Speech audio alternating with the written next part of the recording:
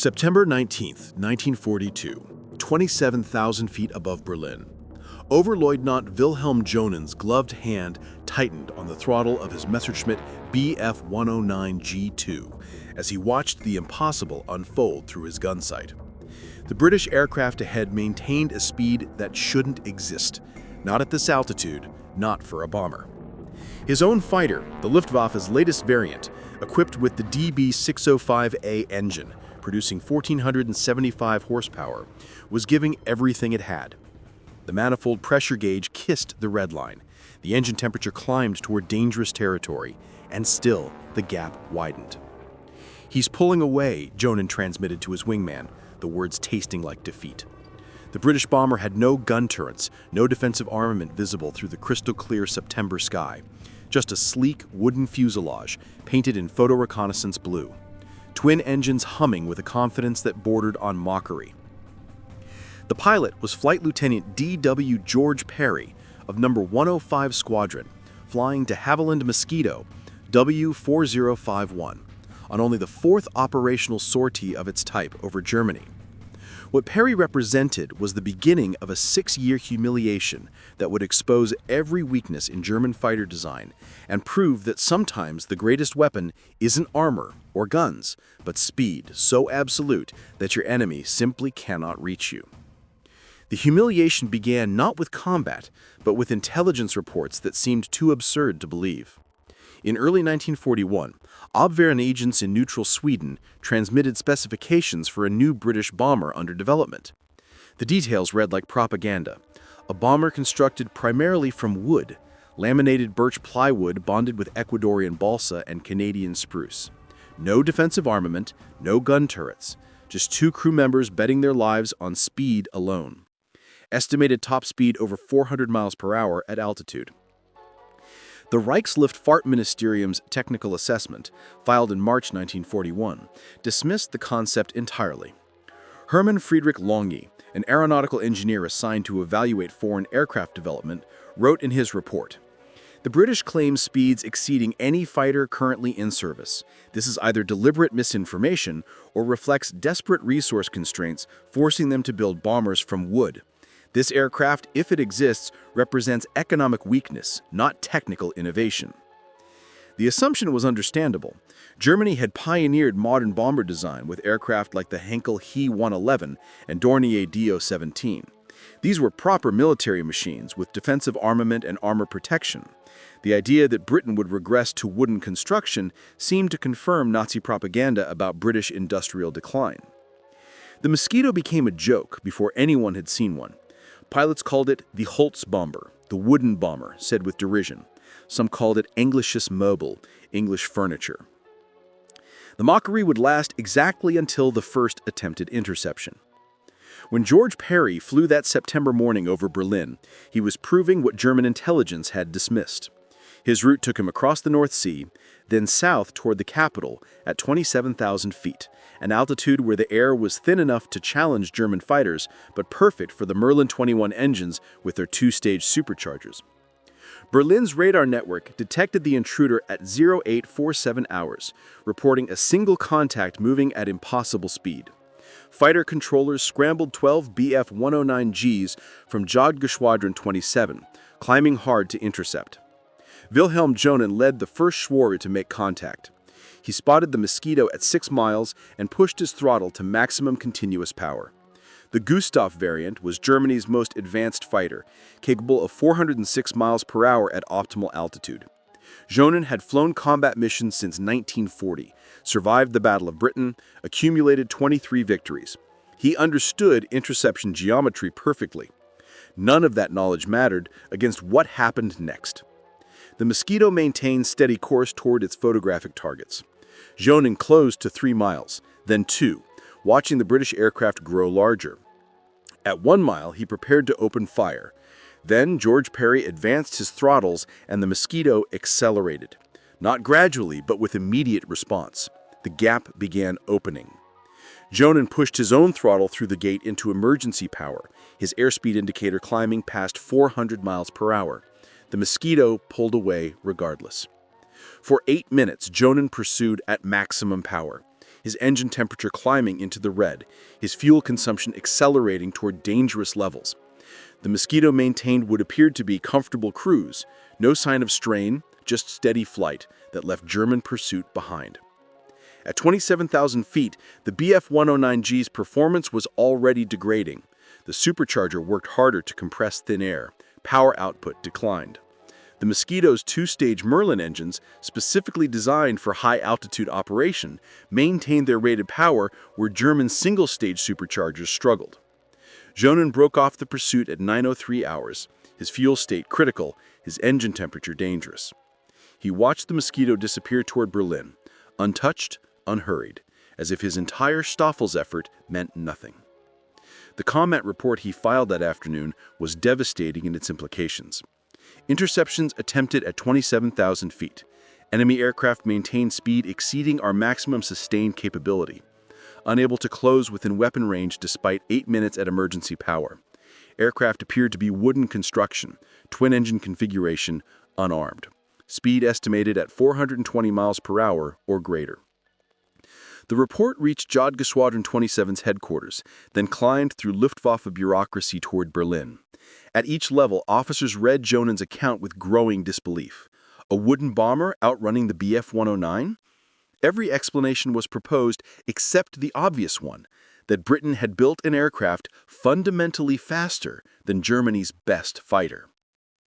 More encounters followed in rapid succession, each one confirming Johnen's experience, each one more humiliating than the last. By December 1942, Mosquito operations over Germany had expanded dramatically. 105 Squadron flew regular reconnaissance missions. 139 Squadron joined them, with Mosquitoes modified to carry bombs, flying precision daylight strikes. Every mission followed the same pattern. German radar detected them. Fighters scrambled. Interceptions failed. The Mosquitoes completed their missions and returned to England untouched, their only losses coming from mechanical failures or navigation errors, never from German fighters catching them. The crisis reached Hermann Göring's attention during a December meeting at Karrenhall, where fighter unit commanders presented operational summaries. Oberleutnant Herbert Illefeld, commanding Jagdgeschwader 1, reported the situation bluntly. The British wooden bomber operates with impunity over Germany. Our fighters cannot intercept at the altitudes it operates. When we do achieve contact, it simply flies away. We have attempted 43 interceptions in the past 2 months. 0 successful engagements. Göring's response was predictable fury. The Reichsmarschall had promised Hitler air superiority over Germany, had assured the German people that enemy bombers would never reach the Reich. Now, a wooden British aircraft was making those promises look absurd. He demanded immediate solutions. Engineers were ordered to investigate how wooden construction could achieve such performance. Fighter units received directives to develop tactics specifically for Mosquito interception. The technical investigation revealed uncomfortable truths. A team from the Reichsluftfahrtministerium, led by Dipt-Ing Friedrich Seiler, analyzed available intelligence on the Mosquito's construction. What they discovered wasn't British technological breakthrough, but British pragmatism. The wooden construction was a masterpiece of structural efficiency. Laminated wood bonded correctly provided strength-to-weight ratios comparable to aluminum while being easier to manufacture. The lack of metal meant no drain on aluminum supplies needed for fighters. More disturbing was the realization about weight savings. Every gun turret on a conventional bomber added weight, required crew positions, created aerodynamic drag. The Mosquitoes simply eliminated all of it, betting that speed would provide better protection than guns. The weight saved went into fuel and structural strength. Seiler's report concluded, the British have designed an aircraft optimized for a single purpose, going fast and staying alive. They have succeeded. Our conventional bomber designs prioritize survivability through defensive armament. The Mosquito's design philosophy makes that approach obsolete. German fighter development had followed different assumptions. The Bf 109 was optimized for climb rate, maneuverability, and firepower. Speed was secondary. The Focke-Wulf FW 190 was faster at low altitude, but struggled above 20,000 feet where its BMW 801 radial engine lost power. Neither aircraft was designed to chase fast bombers at high altitude for extended periods. The Mosquito had found the exact gap in German fighter capabilities and was exploiting it ruthlessly. January 30, 1943 brought the humiliation to its peak. Hermann Göring was scheduled to address the German people via radio at 11 a.m. from Berlin, commemorating the 10th anniversary of Hitler's rise to power. The speech would emphasize Luftwaffe strength, German air superiority. At 11:03 a.m., as Göring began speaking, 3 Mosquitoes from No. 105 Squadron appeared over Berlin at 25,000 feet. Their timing was perfect, coordinated to interrupt the broadcast. The Mosquitoes carried no bombs, just cameras and British psychological warfare. They flew in formation over the city center, while German anti-aircraft batteries fired uselessly, shells exploding thousands of feet below. Fighter controllers scrambled 16 fighters. The Mosquitoes completed their photographic run, turned west, and accelerated toward home. Not a single German fighter got within firing range. The entire interception attempt was visible from the ground. Berliners watching their vaunted Luftwaffe fail in daylight. The radio broadcast continued, but Göring's voice betrayed rage barely controlled. He stumbled over words, lost his place in the speech. Everyone listening knew what had just happened. British bombers had flown over Berlin while the Reichsmarshal spoke, and German fighters couldn't touch them. The propaganda damage was catastrophic. Göring's fury demanded action. On February 4, 1943, he ordered the formation of 2 specialized fighter units dedicated exclusively to Mosquito interception. Jagdgeschwader 25 would be commanded by Oberleutnant Herbert Illefeld, an experienced ace with 132 victories. Jagdgeschwader 50 would be led by Oberleutnant Hermann Graf, holder of the Knight's Cross with oak leaves and swords, credited with 212 victories. Both units would receive the latest equipment and complete freedom to develop tactics. The task was simple and impossible. Stop the Mosquitoes. Edelfeld established Jagdgeschwader 25's headquarters at Wernichen Airfield near Berlin. His unit received Bf 109 G6 variants equipped with MW50 methanol water injection systems that could boost engine power to 1,800 horsepower for brief periods. The modification provided perhaps an additional 20 miles per hour at altitude. The training program emphasized tactics conventional fighter pilots never practiced: positioning ahead of predicted Mosquito routes, climbing to altitude long before the enemy arrived, conserving fuel for the critical interception phase. GG-25's first operational mission occurred on February 19, 1943. Radar detected a single Mosquito approaching Berlin at 08:47 hours. Illefeld scrambled 8 fighters, positioning them at 28,000 feet along the predicted route. The Mosquito appeared exactly where intelligence suggested. Illefeld led the attack personally, diving from above with 3 aircraft, accelerating to over 450 miles per hour. At the bottom of his dive, he closed within 800 meters. Then his dive flattened into level pursuit.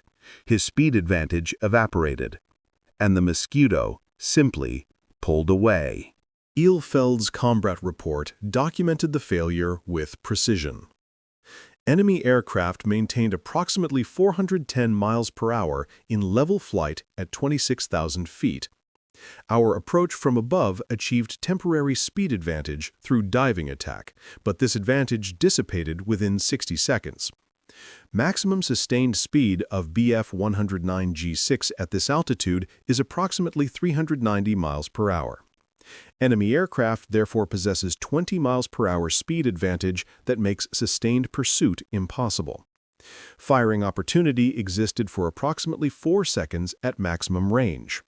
Accuracy at 800 meters against target moving at high speed is effectively zero. Over the following months, JG-25 attempted interception after interception.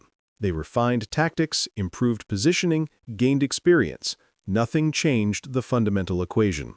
The Mosquito was faster, and speed was absolute protection. By November 1943, JG-25 had claimed exactly 2 Mosquito victories, both against aircraft suffering mechanical problems that forced them to slow.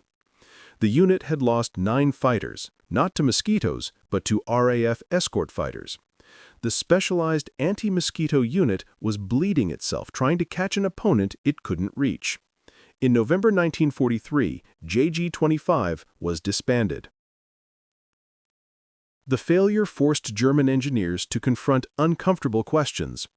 Diplomed engineer Kurt Tank, chief designer at Focke-Wulf, understood the problem with brutal clarity. In March 1943, he wrote, "Our fighters are optimized for combat against bomber formations. We have prioritized armament, armor, and maneuverability.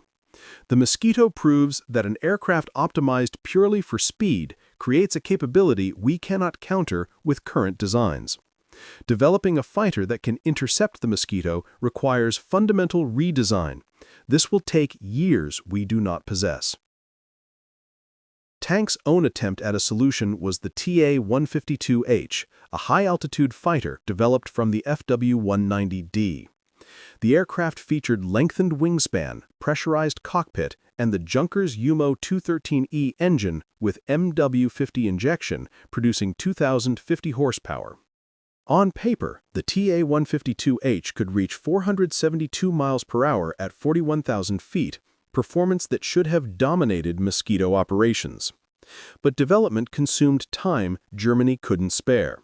The first TA-152s reached operational units in January 1945, 2 years after Göring had ordered immediate solutions.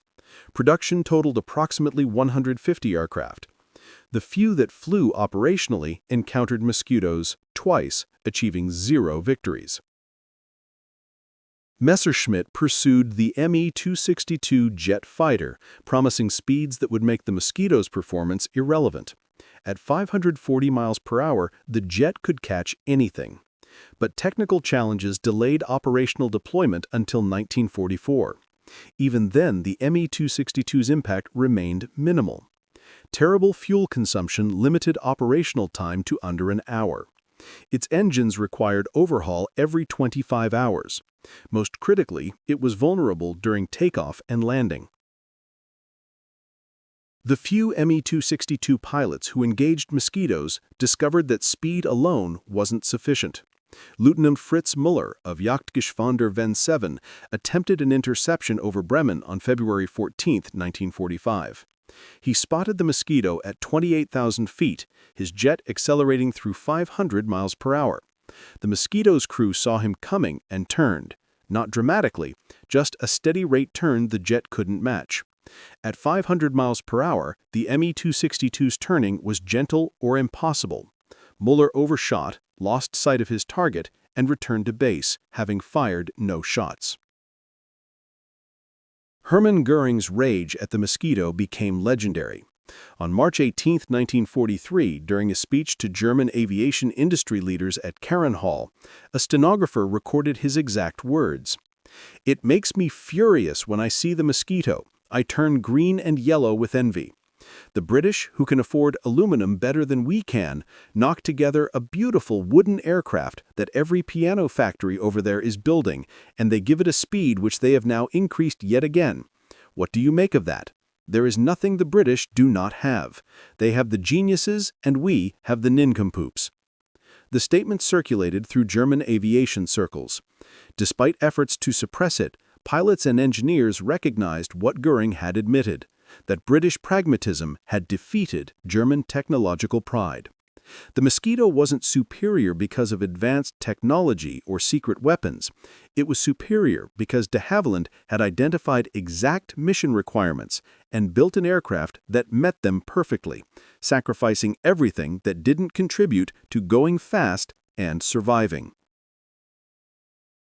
The wooden construction that German intelligence had dismissed as economic weakness proved to be structural genius. Laminated wood provided excellent strength-to-weight ratios, absorbed battle damage better than aluminum, and simplified field repairs.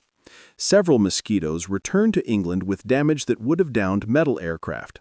One from No. 105 Squadron landed with over 200 flak holes, the wooden structure shredded but intact, the crew walking away. More importantly, wooden construction meant production could be dispersed to facilities that didn't compete with fighter manufacturing. Furniture factories, boat builders, and piano manufacturers across Britain assembled Mosquitoes. De Havilland built nearly 8,000 Mosquitoes during the war, production that never strained aluminum supplies and never reduced Spitfire or Lancaster manufacturing. Germany, perpetually short of aluminum, could never have sustained equivalent production using metal construction.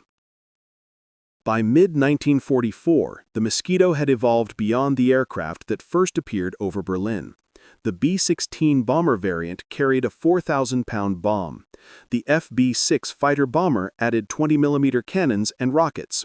Night fighter variants used airborne radar to hunt German bombers. Each variant maintained the core advantage, speed that made it untouchable when properly flown. More devastating role emerged when Mosquitoes began leading RAF Bomber Command raids, marking targets with colored flares. German night fighters scrambling to intercept found themselves chasing Mosquitoes instead, positioning poorly for the Lancasters and Halifaxes that followed. Generalleutnant Adolf Galland, General der Jagdflieger with 104 victories, wrote in a May 1944 assessment to Göring, "The Mosquito represents British design philosophy at its most effective. They identified a mission and built an aircraft optimized exclusively for that mission. Our aircraft attempt to serve multiple roles, carrying heavy armament and armor. The result is that we have no aircraft that can perform the Mosquito's mission. More critically, we have no aircraft that can stop the Mosquito. This represents a fundamental failure in our design approach that cannot be corrected with existing resources or timelines." Galland's assessment was professionally clinical, but it represented admission of defeat. The Luftwaffe, which had terrified Europe in 1940, which had pioneered modern air warfare, which had destroyed the Polish, French, and initially Soviet air forces, could not counter a wooden British bomber. The humiliation was tactical, technological, and psychological. Every German civilian watching Mosquitoes streak across the sky untouched understood that Luftwaffe claims of air superiority were propaganda. The Mosquito's success forced German military leadership to confront uncomfortable truths. Every aircraft represents compromises between speed, range, armament, armor, and maneuverability. German bombers prioritized survivability through defensive armament, accepting weight penalties that reduced performance. German fighters prioritized firepower and armor. British designers building the Mosquito had made different choices: maximum speed, minimal everything else. The combat results proved them correct. More fundamentally, the Mosquito demonstrated industrial efficiency Germany couldn't match. Building from wood meant no competition with fighter production for aluminum. Using non-specialized labor meant production never drained skilled workers. Designing for simplicity meant repairs required less training. Every aspect reflected British understanding that winning a long war required sustainable production as much as tactical effectiveness. Germany, building complex aircraft requiring skilled labor and scarce materials, couldn't sustain production when Allied bombing disrupted supply chains. The strategic impact extended beyond direct military effect. Every fighter scrambled to chase Mosquitoes was unavailable to intercept heavy bombers. Every radar station tracking the fast raiders wasn't focused on main formations. Every anti-aircraft battery firing uselessly at Mosquitoes wasted ammunition Germany increasingly couldn't spare. The wooden bomber created chaos in German air defense that helped every Allied operation. Technical analysis of captured Mosquitoes, when Germany finally acquired intact examples in 1944, revealed no secret technology. The aircraft was exactly what intelligence had reported: laminated wood construction, conventional Rolls-Royce Merlin engines, straightforward systems. The genius was in optimization, in sacrificing everything unnecessary to achieve a single goal. German engineers studying captured examples understood this intellectually, but couldn't replicate it because their requirements, their doctrine, their entire approach prioritized different values. By late 1944, Mosquito operations had expanded to roles German pilots hadn't imagined. FB.6 fighter bombers struck communication centers and railway junctions with precision impossible for heavy bombers. Approaching at treetop level, impossible for radar to detect until too late. Anti-aircraft guns couldn't track targets moving at 360 miles per hour. Fighters scrambled too late. The night fighter variants hunted German bombers attempting to raid British cities, the Mosquito's speed advantage working equally well in defense. Wilhelm Johnen, the pilot who first chased George Parry's Mosquito over Berlin in September 1942, survived the war and wrote his memoirs in 1956. Regarding that first encounter, he wrote, "I knew that morning we were facing something we couldn't counter. The speed wasn't just superior, it was absolute. We could match it briefly in dives, but the moment we leveled off, they pulled away. It was like chasing a ghost. You saw it, you pursued it, you lost it every time. The frustration was complete." The final statistics told the story of complete German failure. Of approximately 7,800 Mosquitoes built during the war, combat losses totaled roughly 1,200 aircraft. Of those, fewer than 100 were confirmed destroyed by German fighters. The vast majority of losses came from anti-aircraft fire, mechanical failures, and operational accidents. German fighters scrambled thousands of times to intercept Mosquitoes, achieving a success rate below 1.5%. The specialized units formed specifically to counter the threat disbanded after claiming victories that could be counted on two hands while losing dozens of their own fighters. The Mosquito proved that sometimes in war, as in physics, speed is the only defense you need, and once you're fast enough, nothing else matters. De Havilland's Wooden Wonder didn't defeat the Luftwaffe through superior firepower or advanced technology. It defeated them through pure speed, through British pragmatism that identified what actually mattered in combat and built an aircraft optimized for exactly that mission.